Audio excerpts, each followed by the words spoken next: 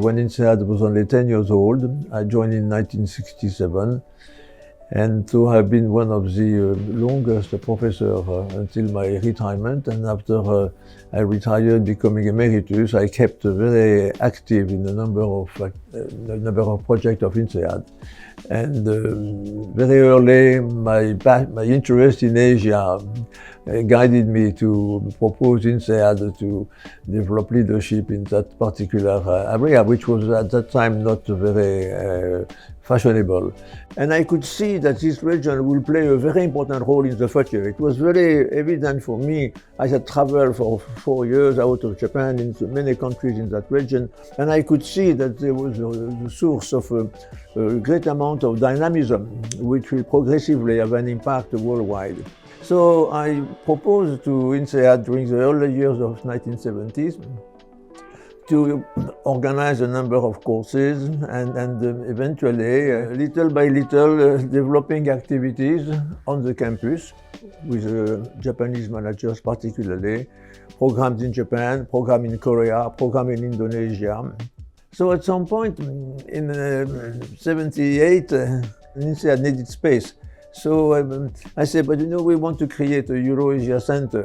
And after some further negotiation with the board, it was agreed I could create the Euro-Asia Center. And then I went out to find the first chairman, and I found a Filipino well-known chief executive called Washington Sisip. And Washington Sisip helped me from the beginning to develop a network in Asia. And I did the same thing in Europe. In Europe, thanks to John Swire, and he accepted to become a member of the board and eventually vice chairman. And very initially, Sukanto Tanoto, who I had met in the early 70s in Jakarta, he decided to support the center and contributed to the first development of the building.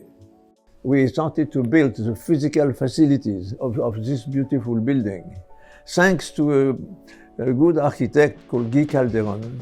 When I was given the possibility to build, I decided to take the architect to Japan with the Director General at that time, who was Patrice Trioro.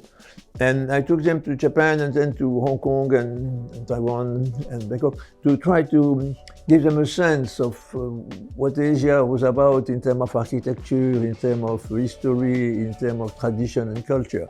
And I think that was quite useful because then the architect could integrate the water into the building, the column, the wooden floor like we had in Nara, and of course the 4 Japanese gardens, for which we invited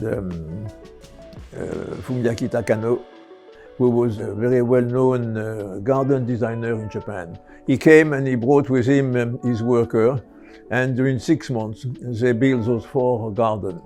We inaugurated in 1985, and then with a good team, very committed, very engaged into the process, we accelerated the growth of the center.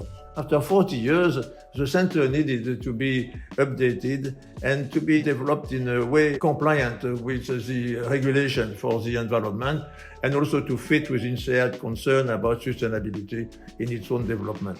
Thanks to the Tanoto Foundation, we were able to renovate completely the building. Thanks to the Japanese Alumni Association, we were able to redevelop the garden.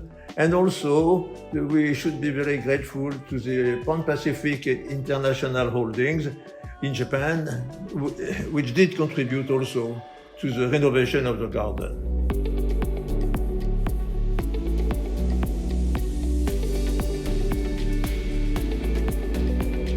Good morning, everyone. Ladies and gentlemen, distinguished guests, thank you for being here today.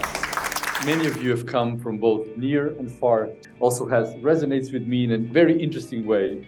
And so the Euro-Asia Center is not just a building, it's also an embodiment of this idea that saw INSEAD's first steps in this global footprint that really is at the heart of what the school is today and will today, the business school for the world.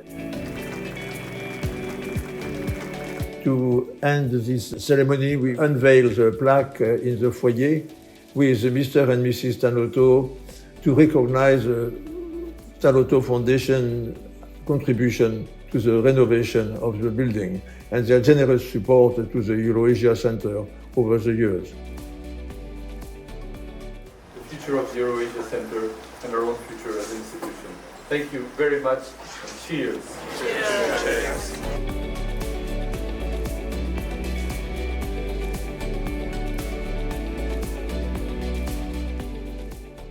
To conclude, let me hope that the building of a bridge between Europe and Asia to enhance understanding and facilitate communication.